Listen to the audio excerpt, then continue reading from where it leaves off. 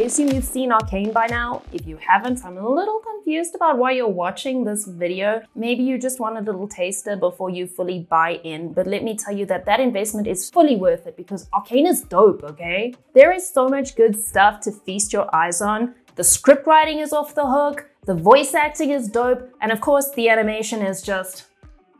And there are so many incredible fight scenes. I chose my personal favorite to break down in this video. I think this is possibly one of the best animated fight scenes that I've ever seen. But let me tell you, it was a tough choice. So I did an animation breakdown in my last video, which was also about Arcane, but that was more about the visual treatment and the animation in general. But I did do a little breakdown that a lot of people enjoyed and asked me to do more. And I am just so incredibly accommodating that I said, okay. Unfortunately, I can't go through the whole fight scene because it's actually really long. Not that you would notice because it's just so well paced and well done that you don't even know that you're watching a 3-minute long fight scene. But to go through and break down every single shot would probably take 1 century, so I'm just going to do a few select shots from the fight scene. So like I said, this is one of my favorite fight scenes. It's in episode 5 and it's the scene where Vi is fighting Sevika.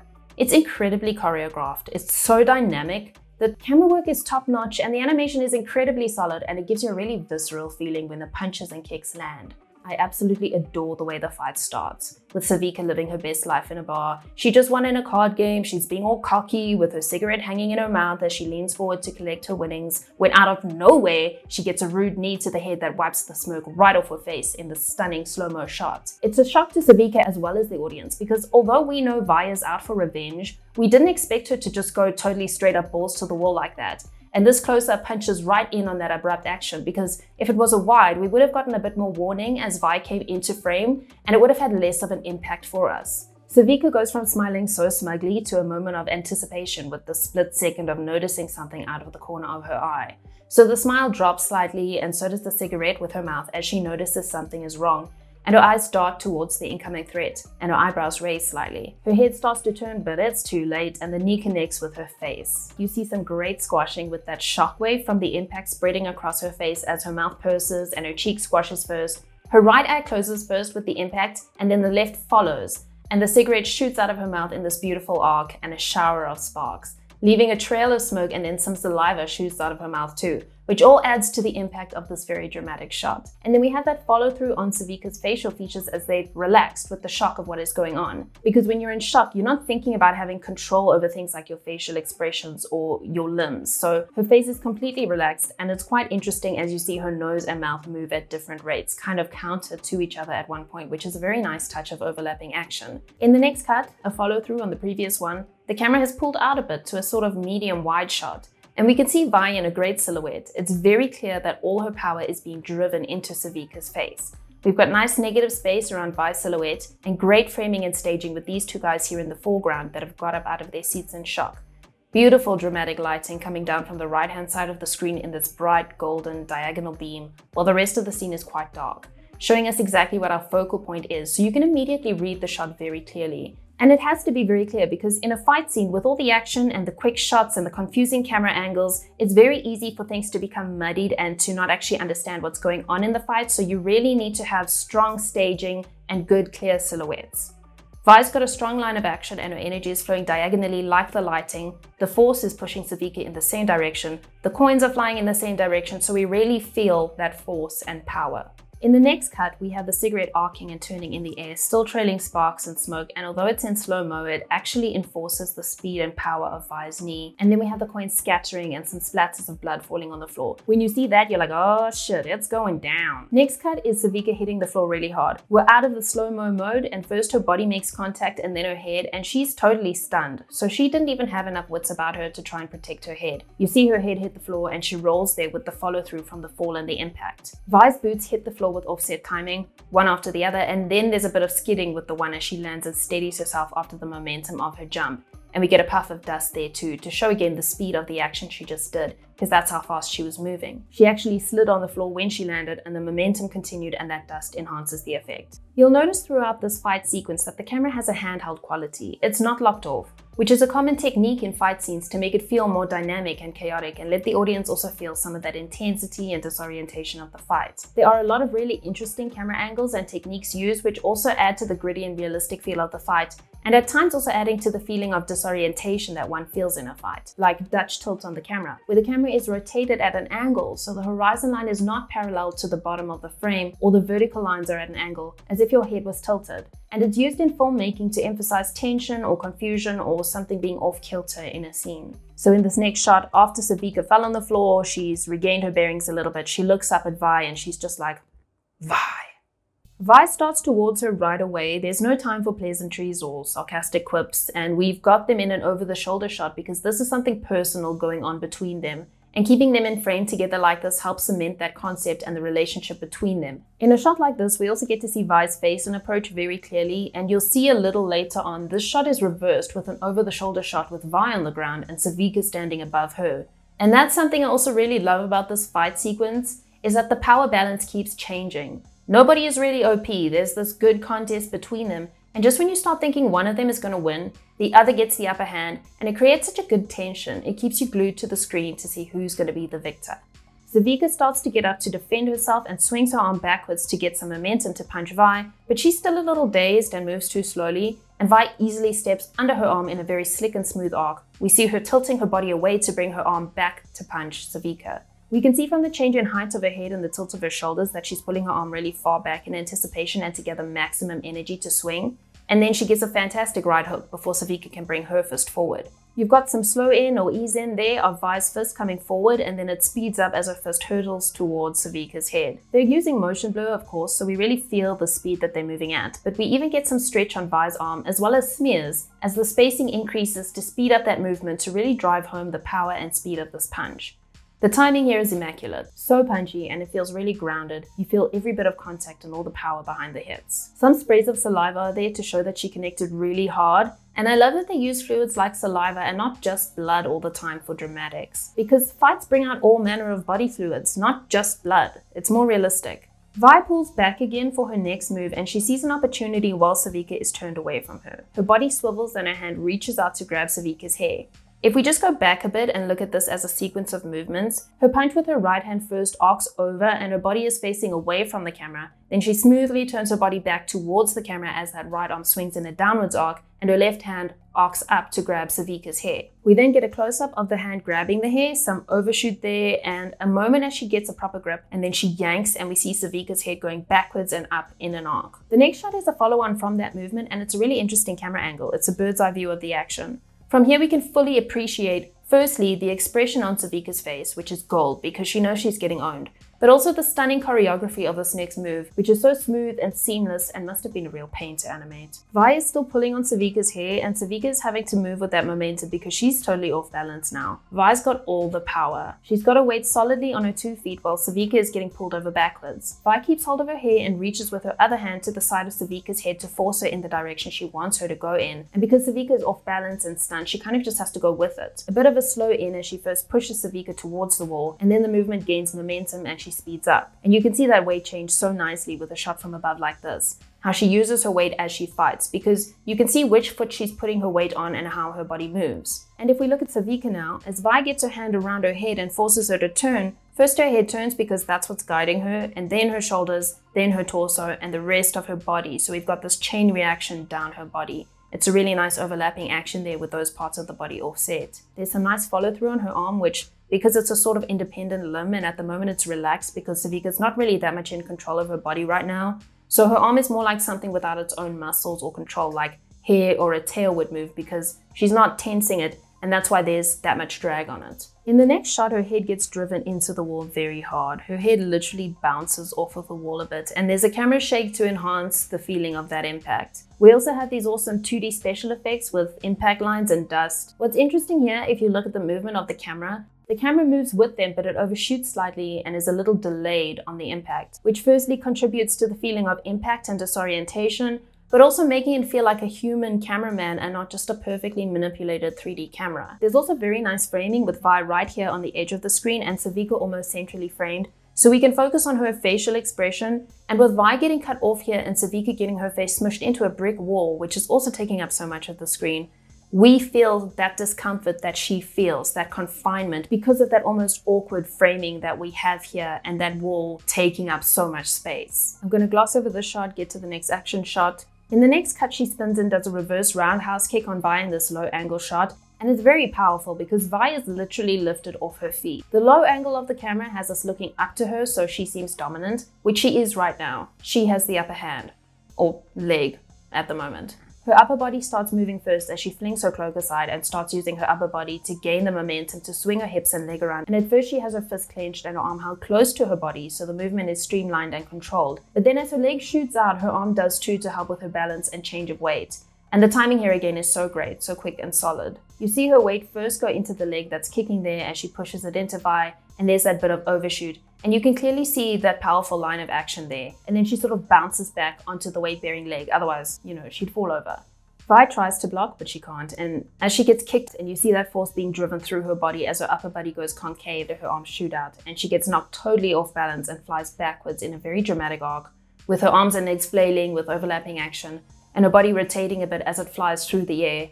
And her silhouette here is really nice because you've got her legs and arms and fingers out and splaying a lot. You can actually see that she was kicked in her chest towards her left shoulder because that's the part of her body that shoots backwards first with Sevika's kick. And in the next cut, that shoulder is back and she tries to regain her balance and recover by countering and trying to gain her footing and turn the other way. But she's just totally off balance and can't get her feet down, so she ended up sort of careening through the air, then landing really hard in the dust, her back hitting the floor first and then her head hitting after with follow through. We're now seeing Vi on the floor in the submissive position of looking up at Sevika as Sevika walks towards her and she tries to regain her senses to defend herself. This is a very dramatic reveal here, nice contrast with the cloak blocking the camera and it being dark and then the bright red window framing her as she throws the cloak to the side. And then we have Vi's realization of how bad the situation is and a close-up of the arm releasing the shimmer into Sevika's body, and it all works together really well as a way to change the pace of the fight, because otherwise it can get quite repetitive and it ups the stakes a bit, because before Vi was obviously owning Sevika and this increases the tension because one of the contenders have basically leveled up mid-fight and the person we were so sure was going to win now looks like they're going to lose. You also might notice that the pacing doesn't stay constant.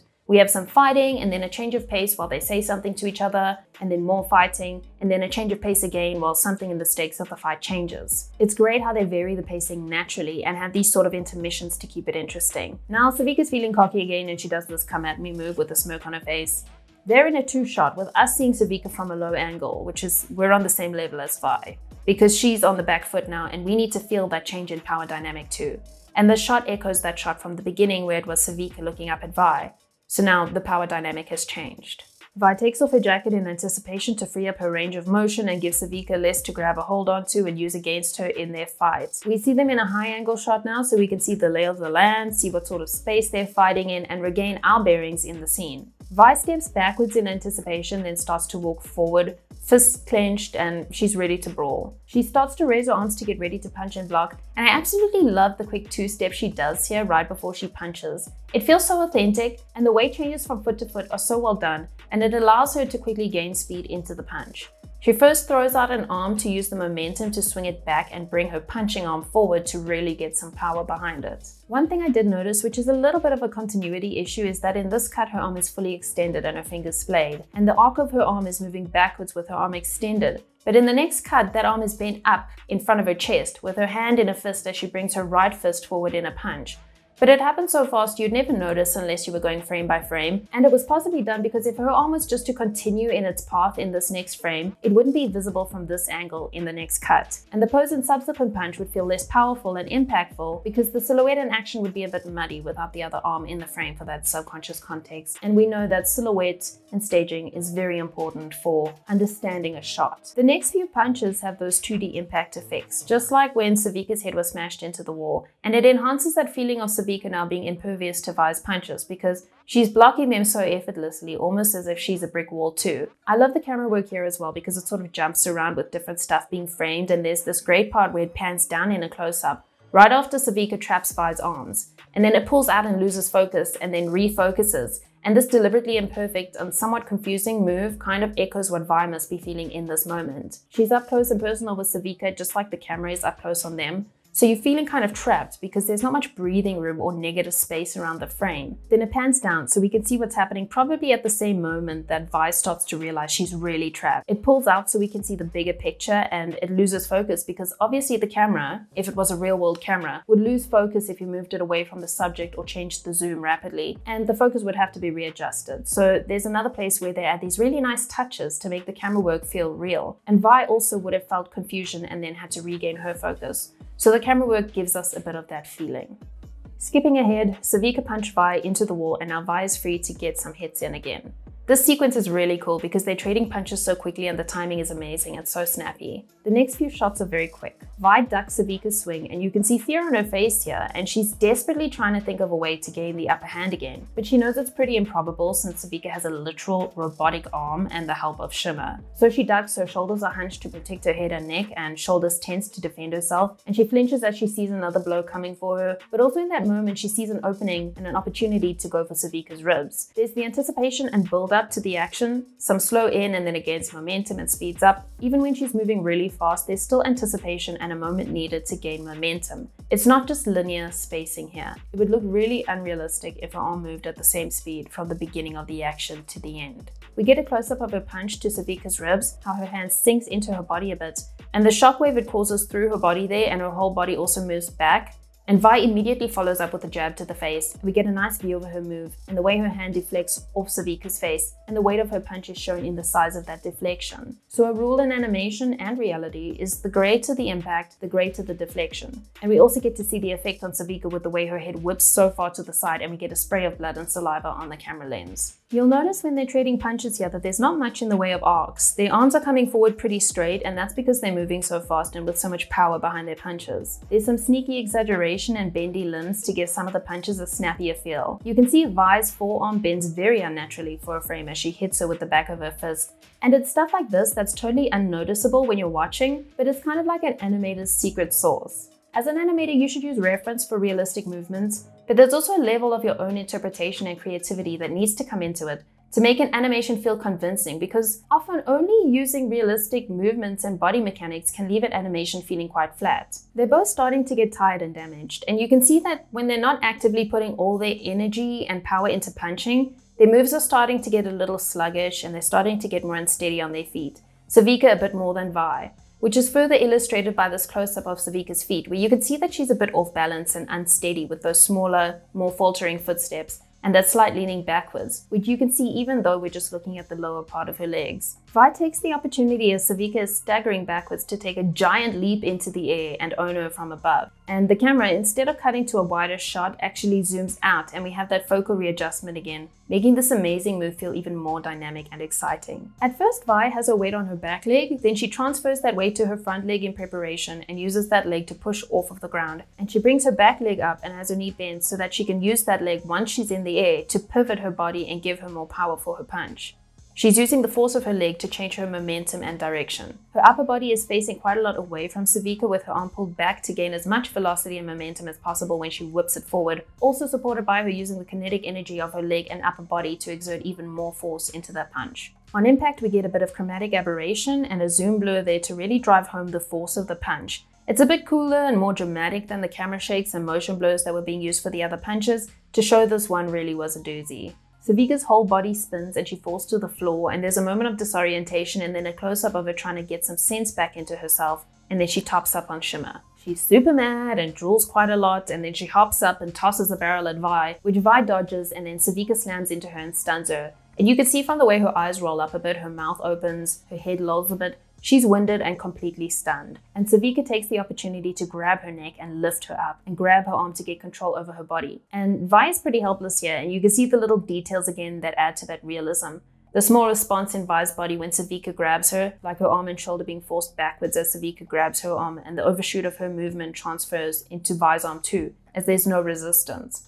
And Vi gets pushed back a bit into the wall, and there's that 2D dust before she's yanked forward. Sevika has a really nice C-curve as her line of action as she uses first her upper body strength to pick Vi up, and then it changes to an S-curve as she uses her hips that first pivot away to then lead and pivot her upper body and Vi around. And Vi has the C-curve as she's sort of bent in to protect herself, which then inverts as Sevika pulls her forward because there's a lot of drag on her legs as she's just being pulled through the air. And this shows us how helpless she is right now. Her body is just sort of limp and being swung around like a rag doll. She swings right around and they get swung up, and the camera tilts with this movement too to create a shot that's really disorienting in an extreme tilt. In the shot where she gets slammed into the ground, you can see the amount of force and speed by how curled up her body is, with her legs dragging right above her. And there's so much dust and shit from the impact of her hitting the ground, and then you just see the whites of her eyes as she's laying there. Of course, she manages to recover, and there are a ton of other cool moves and amazing animation. But the last part I'm going to focus on here is when she's just kneed Sevika in the face like the bad bitch she is, and Sevika goes flying. And we get this close-up of Vi catching her breath, and she's panting really hard.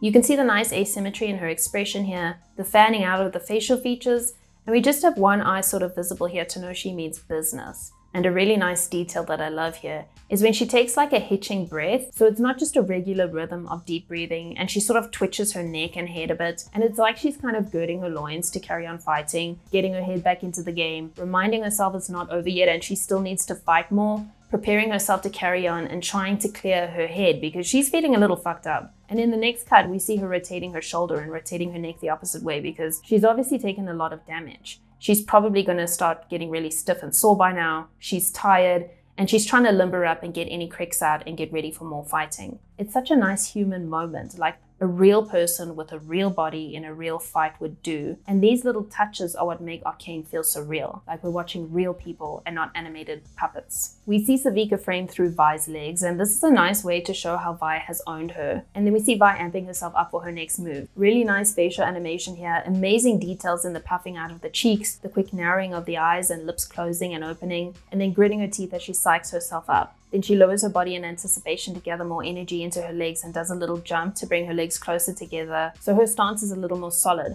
and she has a good starting point for her run-up.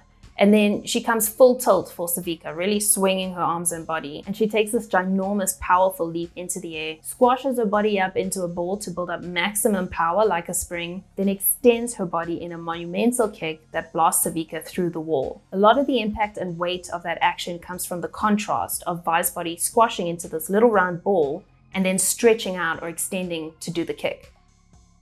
I'm going to wrap it up here. I've covered the parts that I think are the most, I'm not going to say impressive because it's all obviously really impressive, but the most body mechanics heavy or parts where there were some nice details to the acting.